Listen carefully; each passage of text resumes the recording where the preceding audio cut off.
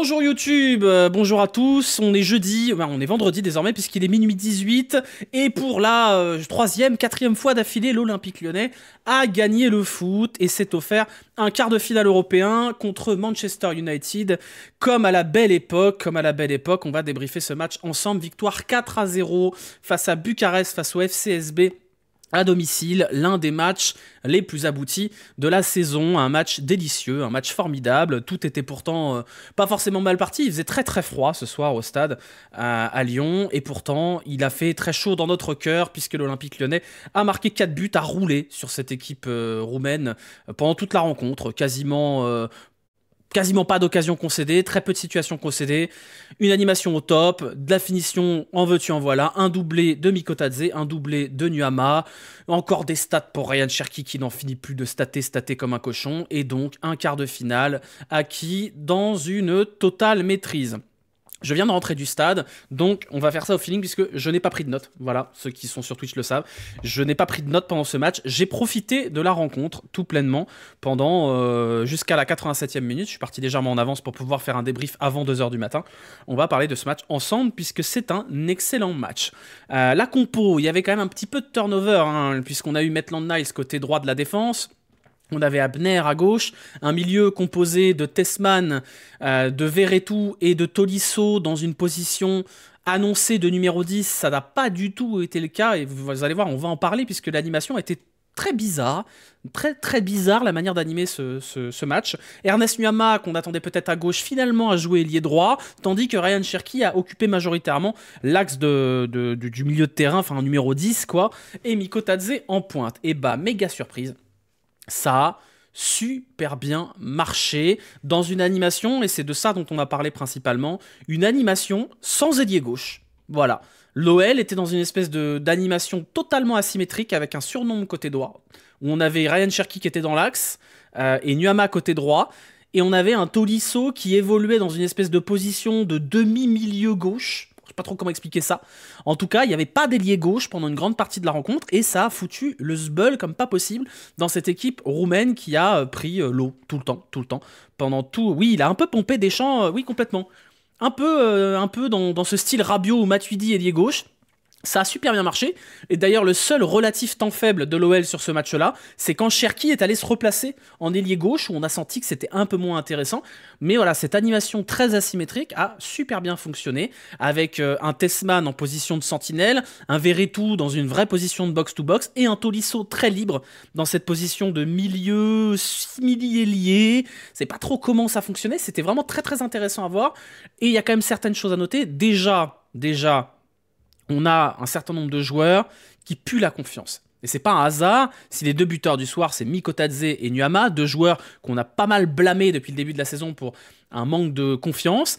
Nuama a pas tout fait parfaitement, notamment un énorme raté après une frappe sur le poteau qui est difficile à mettre. Il est tout seul face au but, il la met à côté. Mais quand même 2 buts pour Ernest Nuama, qu'on sent en pleine confiance depuis ce but magnifique, cet enroulé magnifique là contre Nice. Et Georges Mikotadze, bah c'est plus le même. C'est vraiment plus le même. Ça virevolte, ça danse sur le terrain. On dirait vraiment le Georges Mikotadze du FC Metz. Et on a vu dans cette équipe, c'est peut-être le premier match depuis l'arrivée de Paulo Fonseca, où on a vu une équipe qui, sur toute la durée d'un match, est fidèle à son plan de jeu. On a notamment vu des sorties de balles qui commencent vraiment à ressembler à quelque chose. On sait que c'est jamais avec cette charnière centrale qu'on arrivera à faire de Niakate et de Mata, Bonucci et Barzali, mais quand même, on voit des sorties de balles qui ressemblent à quelque chose, des automatismes qui commencent à se créer, et on voit que le travail de Fonseca commence à ressembler un petit peu à quelque chose. Alors, évidemment, il faut tempérer, je sais, parce que vous allez me le dire, c'était quand même très faible en face. Mais c'est pas grave. Parce que des équipes très faibles en face, on en a eu, et parfois on faisait match nul, parfois on gagnait 1 ou 2-0. Là, on avait une équipe qui était très faible en face, qui venait très franchement perdante, et qui en plus a concédé l'ouverture du score après une quinzaine de minutes. Donc autant vous dire que c'était plié et complet, mais on leur a roulé sur la gueule. Pendant tout le match. Et c'est ça, moi, que je voudrais souligner, parce que c'était une équipe remaniée, une équipe quasiment bis.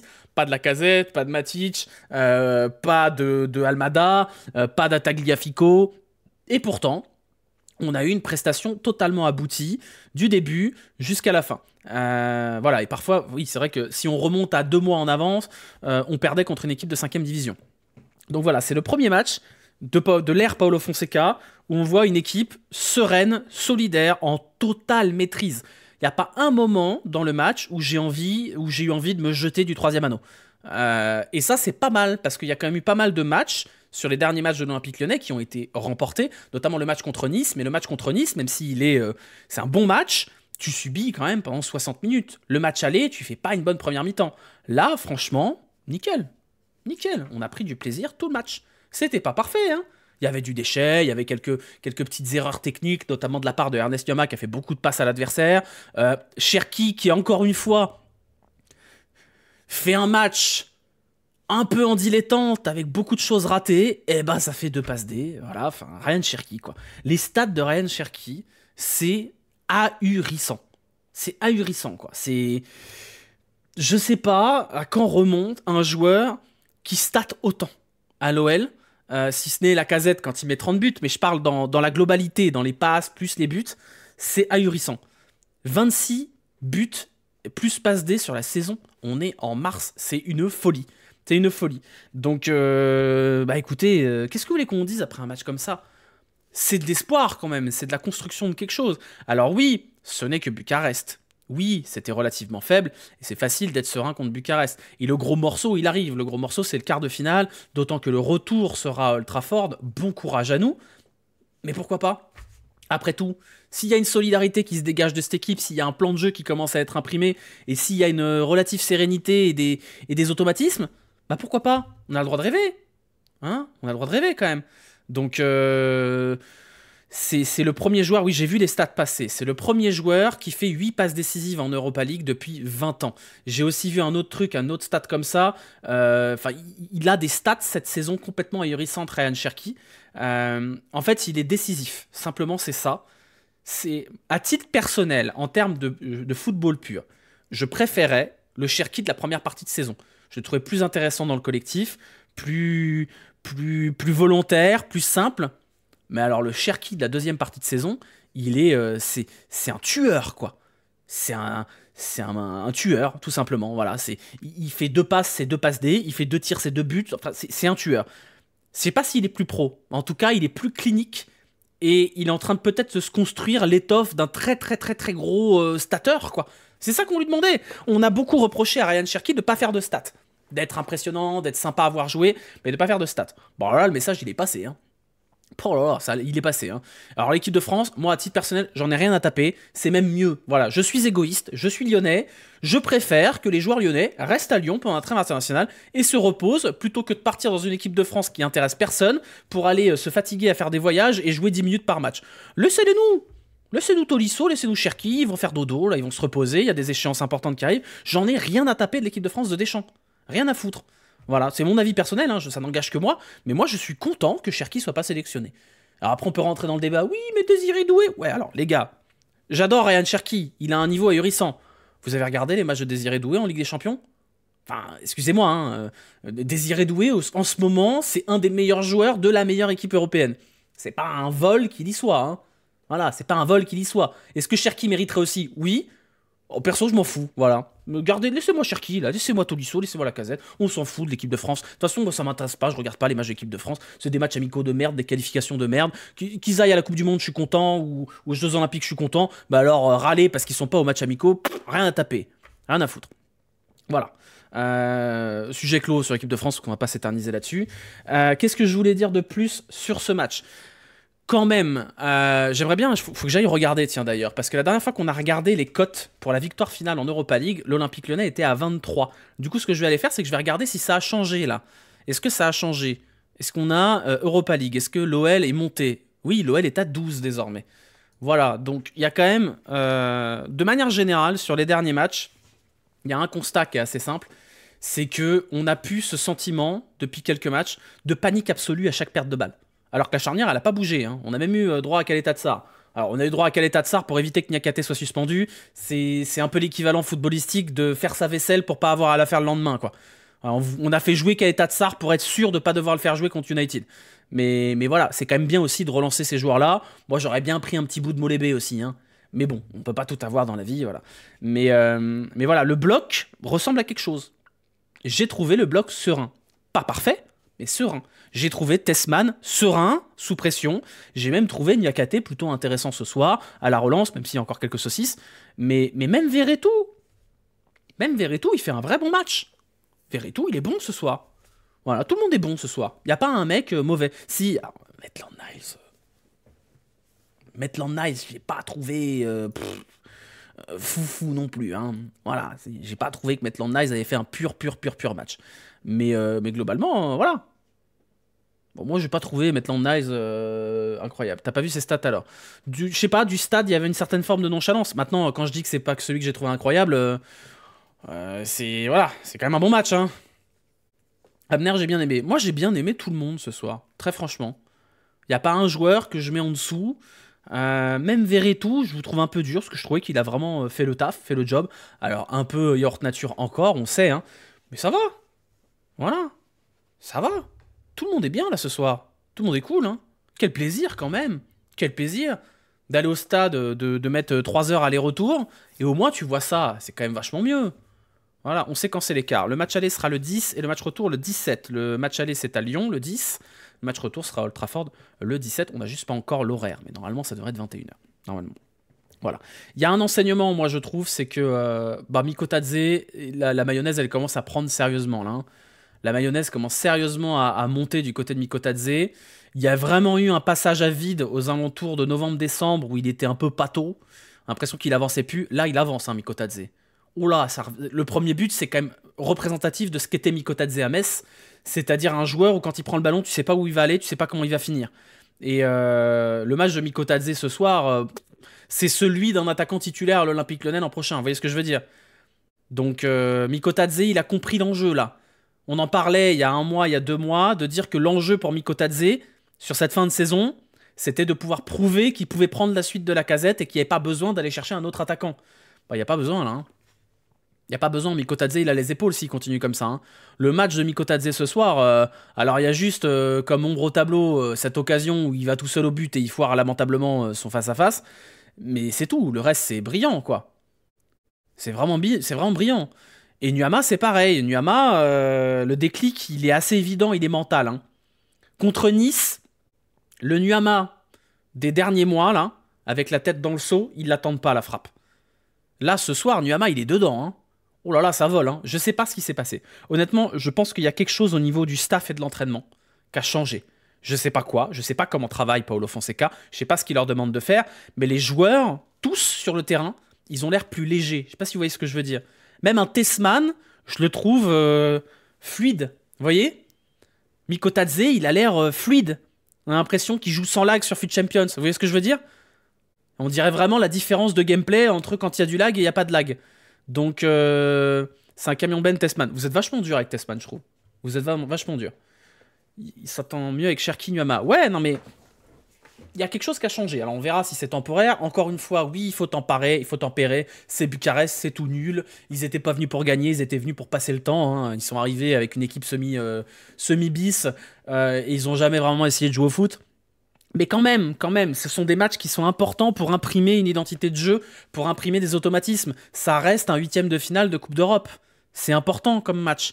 Et c'est des matchs de prépa pour la suite aussi. C'est pas parce que c'est plié quasiment d'avance que c'est pas des matchs où tu joues bien. Voilà, donc voilà, Tessman, il est technique balle au pied, il est pas lent du tout. Moi, je trouve qu'il y a presque un délit de faciès parce que c'est une grande tige. Mais moi, je trouve Tessman intéressant. Et il progresse. C'est surtout ça qui m'intéresse. C'est que Tessman, il est jeune, hein, il a 22 ans, il n'a pas une expérience du haut niveau et même zéro expérience européenne. Progresse de ouf, hein, Tessman. Il progresse parce qu'il y a Tonton Matic à côté qui lui explique la vie, mais il progresse. Et c'est pareil, Tessman, il a un enjeu qui est qu'on va arriver cet été, et la question va se poser, est-ce que Taner Tessman a l'étoffe d'un titulaire à l'Olympique Lyonnais? Alors pour l'instant, c'est difficile à dire, mais si un Taner Tessman termine la saison en boulet de canon, l'an prochain, il peut gagner sa place de titulaire. Donc c'est pareil, je pense qu'il y a un vrai enjeu pour Paulo Fonseca de savoir s'il peut compter sur Taner Tessman l'an prochain. Donc il n'est pas parfait. Je vous dis pas qu'il fait un super match, et d'ailleurs je vois votre note, hein. Votre note à vous, elle est autour de 5,7. Moi j'aurais mis 6 à Tessman ce soir. Je vais mettre 6 même. Mais voilà, il y a, je trouve, une qualité de jeu sous pression qui est intéressante. Ce sera jamais Iniesta, hein. Ce sera jamais Xavi, ce sera jamais Pirlo. Mais il il y a quelque chose d'intéressant. Moi, il me rappelle un peu Toulalan. Alors vous allez me dire, oui, Toulalan dans le foot d'aujourd'hui, ça marcherait pas trop. Ouais, mais je trouve qu'il a un style assez intéressant et que s'il progresse, ça peut devenir un vrai bon joueur. Ce sera jamais Sergio Busquets, exactement. J'attends vraiment qu'il nous allume la cage. Ouais, ça, de manière générale, j'attends que cette équipe envoie plus de Patator. On a vu Cherki en tenter un pied droit, là, c'est pas passé loin. C'est quand même assez bandant. Mais voilà, pour être têtu, manque de certitude, je trouve. Pour l'instant. Laissez-lui le temps à Tessman. Il a une dizaine, quinzaine de matchs au total en cumulé dans les pattes, là. Laissez-lui le temps. Et de manière générale, cette équipe me semble quand même sur de bons rails. On va voir les prochaines échéances qui restent. Enfin, je veux dire, il y aura Strasbourg, il y aura Lille. Et il y aura United. Il va falloir avoir les reins solides. Hein. Les vrais tests, ils arrivent. En attendant, ça aurait pu très très mal se passer si Paulo Fonseca avait perdu contre les équipes un peu pourries qu'on a affrontées récemment. Là. On va voir. Les grosses échéances arrivent. Il va falloir avoir les reins solides. En attendant, pour l'instant, c'est 8 matchs, c'est 6 victoires, c'est des buts en veux-tu, en voilà. Bah, on mange bien là. Hein. C'est le printemps, hein. C'est la fin de l'hiver. Hein. La cure de vitamine D, elle est pas mal. Donc voilà, Le Havre sont vraiment les démonter ce week-end. Oui, par exemple. Et si on bat Le Havre 3-0 ou 4-0 comme on a fait à l'aller, il y a un gros coup hein, à jouer ce week-end. Hein. Il y a un très gros coup à jouer ce week-end. Si vous voulez, je vous fais le programme. Nice-Auxerre, c'est pas gagné pour Nice. Hein. C'est vraiment pas gagné pour Nice. Ensuite, vous avez Lille qui joue à l'extérieur à Nantes, c'est pas gagné non plus. Monaco qui va jouer à Angers, c'est pas gagné non plus. Et surtout, vous avez normalement Marseille qui va prendre une branlée. Donc, si vous arrivez à tarter le fion du Havre, il y a une forte probabilité pour que vous retrouviez quelque part autour de la 4e place. Donc voilà, il y a un gros coup à jouer ce week-end. Et derrière, il faudra confirmer contre les adversaires directs que sont Strasbourg et Lille. Mais il y a de quoi rêver, il y a de quoi avoir un peu d'espoir, quoi. Le but, c'est podium. Bah là, oui. Maintenant que t'as battu Nice, l'objectif, c'est le podium. Nice, c'était le plus dur. Hein. Gagner à Nice, c'était dur. Alors, il y a un match à Strasbourg qui va être très dur aussi à gagner. Hein. Mais le plus dur, c'était d'aller battre Nice. Parce que ça pouvait te casser ta dynamique, et parce que derrière, tu vas jouer le Havre, et si tu confirmes, voilà. Maintenant, on l'a dit, hein, on l'a dit il y a une semaine, on l'a dit il y a 2 semaines, t'as 3 finales. Tu peux même rajouter Strasbourg, parce que Strasbourg est en pleine bourre. Nice, Lille, Monaco, Strasbourg. T'as pas le droit de perdre ces 4 matchs-là. Si t'arrives à ne perdre aucun de ces 4 matchs-là, t'y seras hein, dans le top 4. T'y seras normalement. Hein. Mais il faut pas perdre. Faut pas perdre contre Strasbourg, faut pas perdre contre Lille, faut pas perdre contre Monaco. Nice, un match nul, ça aurait été déjà pas mal. T'as gagné contre Nice, trop bien. Voilà, maintenant, c'est vrai que ce serait terriblement OL de choc contre le Havre à domicile. Ça, c'est vrai que ce serait terriblement Olympique Lyonnais. Mais bon, après, le Havre, les gars, le Havre, c'est faible. Hein. Le Havre, il y a quand même pas grand-chose dans cette équipe. Hein. Maintenant, ils ont un petit regain, là. Mais c'est quand même assez faible. Et on a quand même l'avantage d'avoir quand même 0 blessure dans cet effectif. Une pelouse qui est de nouveau potable. On n'en a pas parlé, mais ça y est, on a une nouvelle pelouse. Enfin, une nouvelle pelouse. Ils nous ont remis une nouvelle pelouse à la Champé un champignon. Elle avait des mycoses. Et ça, on a remis une nouvelle pelouse. Enfin, on joue sur une pelouse potable. Voilà. Diawara, il peut jouer contre nous ou pas? Je crois que oui. Hein. Voilà. L'avantage, c'est qu'on a un peu fait tourner. Donc, je pense que contre le Havre, on va voir Almada titulaire. On va voir Tagliafico titulaire. On va voir Koumbedi titulaire.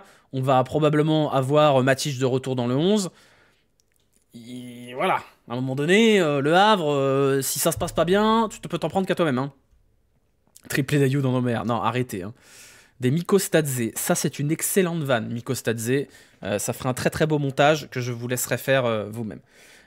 Sur les 28 derniers Nantes-Lille, c'est 19 victoires pour Lille, 8 nuls, une victoire nantaise. Et ce sera la 2e victoire nantaise. Voilà, j'y crois. Je crois en Mathis Ablin, je crois en Moses Simon et je crois en Marcus Coco. Je ne crois pas du tout en Marcus Coco. La case ou Miko ce soir. Pour moi, Miko, il doit enchaîner. Miko Tadze doit enchaîner. Miko Tadze, c'est le futur. C'est lui qui est en pleine bourre. Je pense que cette fin de saison doit s'orienter vers un Lacazette en super sub. Ou alors pour faire souffler Mikotadze sur les grosses échéances. Je pense qu'on doit construire l'avenir avec Georges Mikotadze. Voilà. Parce que là, il y a un passage de témoin qui est en train de s'amorcer quand même. Hein. Mais c'est logique. Lacazette, il s'en va à la fin de saison. Mikotadze, il a besoin qu'on le développe, qu'on lui fasse confiance. C'est la suite logique. Voilà. Mikotadze, c'est le poulet. Moi, c'est mon avis depuis le début. C'est que de toute façon, l'attaquant titulaire à l'Olympique Lyonnais l'an prochain, c'est Mikotadze. Et que pour être sûr que ce soit Mikotadze l'an prochain, il faut lui donner le max de temps de jeu. Ça veut pas dire que j'aime pas Lacazette, j'adore Lacazette, c'est mon roi, c'est mon héros. Mais je pense que Lacazette dans un rôle de super sub ou même de remplaçant de manière générale, ça me dérange pas. C'est sûr que Lacazette part cet été. Alors non, c'est pas sûr et certain. Je pense, c'est pas une info, hein. Je pense qu'il existe un monde où Lacazette reste à l'OL, mais je suis pas sûr que ce soit une super idée. Maintenant, faut voir. Mais le salaire de Lacazette est quand même extrêmement conséquent dans un contexte où l'OL a quand même sacrément besoin de dégraisser, hein, toujours, hein. La masse salariale de l'OL est quand même toujours très élevée. Donc voilà, c'est... Même Cherki, c'est pas sûr. Je pense que Cherki, en cas de Ligue des Champions, reste. Voilà. Si l'OL fait top 3, je pense que Cherki reste. Je pense. C'est mon avis. C'est mon avis. Lacazette en remplaçant la saison prochaine. Je ne sais pas. Je pense que c'est une possibilité. Voilà. De toute façon, la saison prochaine de l'Olympique Lyonnais dépend grandement de si l'OL fait top 3. Même top 4, ça suffira pas. Parce que top 4, ça veut dire que tu sais si tu vas en Ligue des Champions à la fin du mois d'août. Donc ça suffit pas. Si tu fais top 3, je pense que tu peux verrouiller tous les mecs. Tout. Tagliafico, Cherki, Fofana, ça reste. Voilà. Ça dépend aussi si on gagne l'Europa, Lacazette et Cherki veulent ramener un titre. Bah ça, les gars, attention, hein. Je suis 100% pour qu'on rêve, hein. Mais United, United c'est un sacré morceau. Alors, il n'y a pas de raison de complexer, hein. Mais derrière, t'as Bilbao. Alors après, j'en avais parlé avec Hugo et Sofiane. Je pense que je préfère taper Bilbao en match aller-retour plutôt qu'en finale chez eux, hein. Voilà. Et après, bon, bah après, en vrai, la partie de tableau de l'autre côté me semble presque plus abordable. Mais j'ai presque davantage peur de Bilbao que de United. Parce que United, il y a quand même un ADN de loser depuis 15 ans qui fait que ce serait beaucoup plus United de perdre contre Lyon que l'inverse. Voilà, puisque les supporters de Manchester United sont condamnés à être malheureux. Je pense que dans leur malheur, il y a une élimination contre Lyon quelque part qui doit exister. Voilà. Par contre, Bilbao, avec la finale chez eux et tout, moi j'ai peur, hein. Le monde rêvé, c'est les Rangers qui sortent Bilbao. Là, c'est royal. Là, c'est vraiment royal au bar, hein. Mais à choisir, je préfère qu'on prenne Bilbao en demi qu'en finale. Mais attention, il y a quand même un United à passer, hein. United, attention, parce que oui, c'est pas bon, nanani nanana, ça reste un club avec des grosses individualités et avec un rythme de PL. Et la PL, c'est quand même autre chose, hein.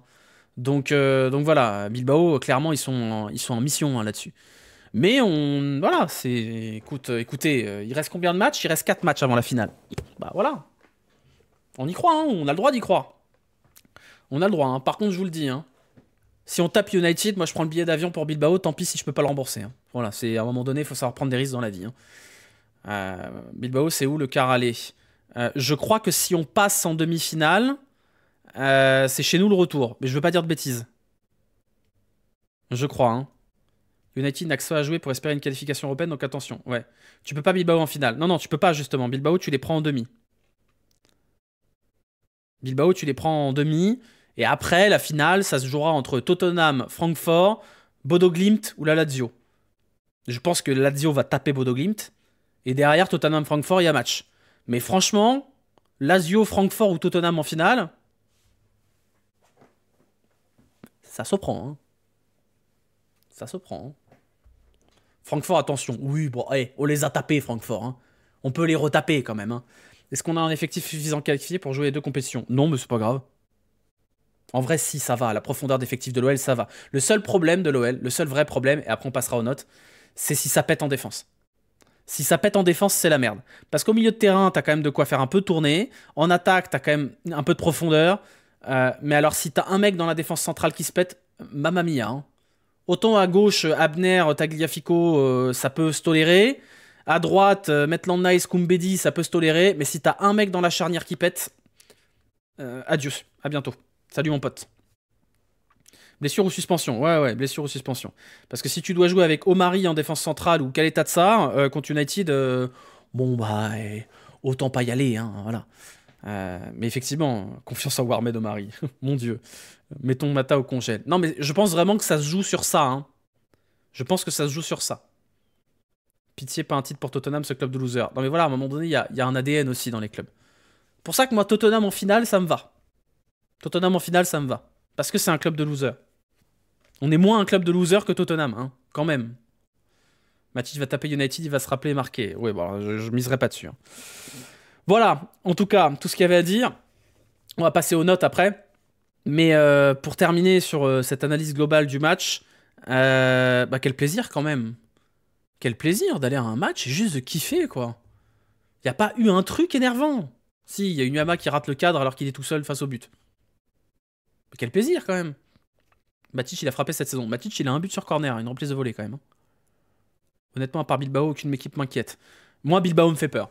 Le reste, je pense que ça se prend. Il y a des équipes. Je pense que United est plus fort intrinsèquement que l'OL. Mais je vois le chemin.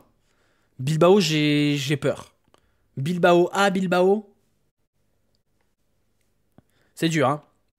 Le stade n'est pas plein. Oh là, non, le stade n'était pas plein. Il y avait 38 000 personnes. Donc, il était sur des creux, hein. Il y avait quasiment la moitié du troisième anneau qui n'était pas plein. Et les quarts de virage étaient tout bonnement vides. Hein. Il y avait très très peu de monde dans les quarts de virage. On était 37 000. Je pense que les problèmes de navettes qui créent du coup des embouteillages monstrueux au niveau des bagnoles aident pas à ce que les gens aient envie de venir. L'avantage, c'est que United, ce sera plein. Hein. Voilà.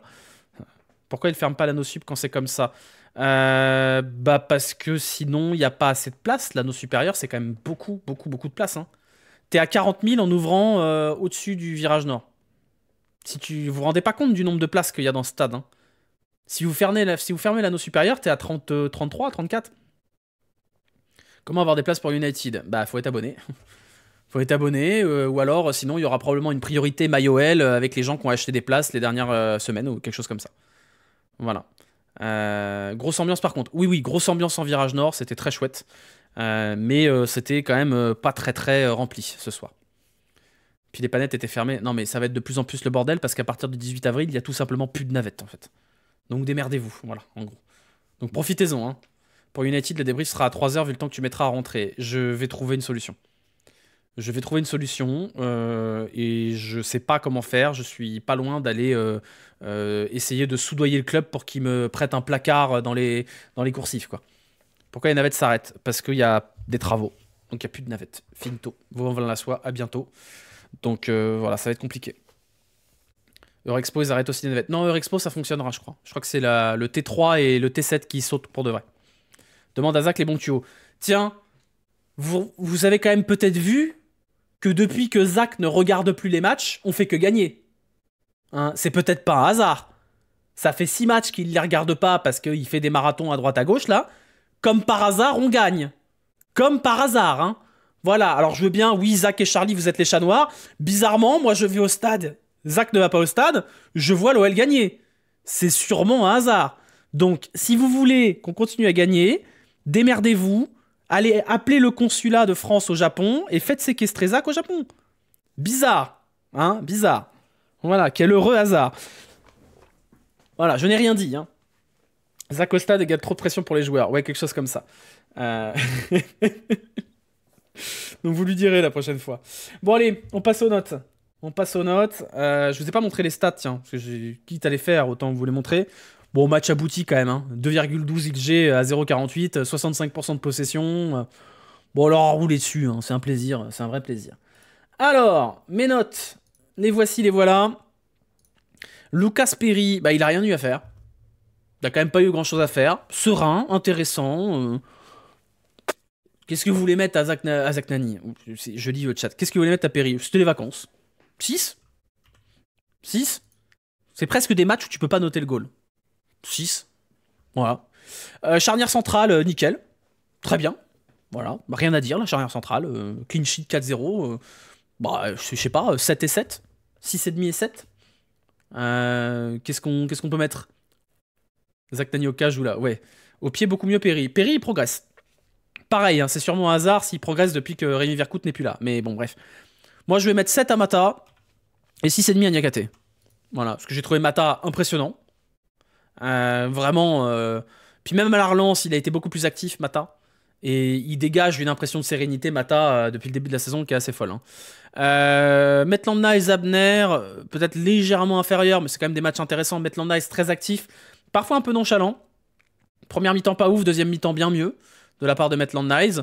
On va mettre 6. Hein. On va mettre 6 à Maitland Niles parce que c'est quand même un bon match. Abner, peut-être un peu moins intéressant, mais en vrai, c'est aussi un bon match de Abner. Il n'a pas eu un match facile parce qu'il avait littéralement pas d'ailier, Abner. Donc il a occupé tout seul le côté gauche puisqu'il y avait une désertion complète de l'aile gauche. Pas mal, Abner. Pas mal. Allez, on va mettre 6. Tessman Verretou. Alors, Tessman, en point de basse de cette espèce de milieu, je l'ai trouvé assez intéressant. Notamment sous pression à la relance. Il gagne en sérénité, il est pas mal. Ouais, 6, Tessman. 6, oui. 5,5, 6. On va mettre 6. Mettre 6 à Tessman. Verretou, je vous trouve dur parce qu'il a été quand même hyper actif. Je vois qu'il a quasiment 100 ballons touchés, Verretou. Je pense que vous avez un petit délit de sale gueule quand même sur Verretou. Je l'ai trouvé plutôt intéressant. Moi, je vais mettre 6,5. Je trouve que c'est un bon match de Verretou ce soir. Et puis, bon, bah, la ligne offensive. Alors, paradoxalement, Tolisso, je l'ai trouvé un peu moins en vue. J'ai pas trouvé que c'était un match monumental de Tolisso. Match très bien. Hein. Je veux dire, c'est pas un mauvais match de Tolisso, mais il a été pas super visible par rapport aux autres. C'est un 6 tassé pour Tolisso. Propre, mais pas virevoltant. Et là, on arrive aux réjouissances, puisqu'on va noter Ryan Cherki. 2 passes D, 4 passes clés. Comme d'hab, c'est la nonchalance efficace. Voilà. 8.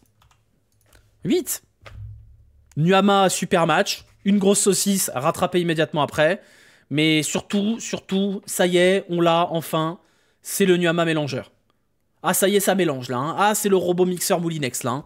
Ah, le Ernest Nuama de ce match-là, il a bien mélangé, il a bien mouliné. Hein. Donc, franchement, Nuama ce soir, top. Pile comme il faut dans son rôle. C'était. À chaque fois qu'il prenait le ballon, il se passait du bordel. Et oui, le ketchup. Voilà, enfin le ketchup. Ça y est, on y est là, la théorie du ketchup. On a le vrai Bertrand Traoré. Ouais. Putain, je suis content parce que j'ai de la tendresse pour Ernest Nuama, moi. J'aime bien ce garçon. Il a des défauts, il a plein de défauts. Il a pas de pied droit, il a des moments d'absence dans les matchs. On sent que le QI football, c'est pas encore totalement ça. Mais il a un vrai truc. Il a un truc attachant. Et je suis content que Ernest Nuama, il y arrive enfin. Donc, ouais, on continue comme ça, Nuama. On continue. À tout moment, Nuama, c'est de la chance ce soir. Bah, c'est pas de la chance contre Nice non plus. Faut qu'il enchaîne, c'est bien. 7 tirs, 4 cadrés de but, c'est bien. C'est bien, 8. Et Mikotadze, bah, je suis désolé, mais ce soir, le match de Mikotadze, wow, et c'est le caviar, hein. C'est du caviar. Moi, je vais mettre 9 à Mikotadze ce soir. 9, 2 buts, une passe D, et dans l'impression visuelle, il y a quelque chose. Moi, j'ai vu un grand attaquant ce soir sur le terrain. J'ai vu un mec qui bouge comme un grand attaquant, qui fait des appels, qui fait des prises de balles comme un grand attaquant. Sur le premier but, il prend le ballon, et un mec pas en confiance, il reste sur son pied fort. Là, il va sur son pied gauche, il élimine 2 mecs et tout. Il finit en finesse. 2 passes D, non, une passe D. Il y a marqué une passe D, moi, sur mes stats.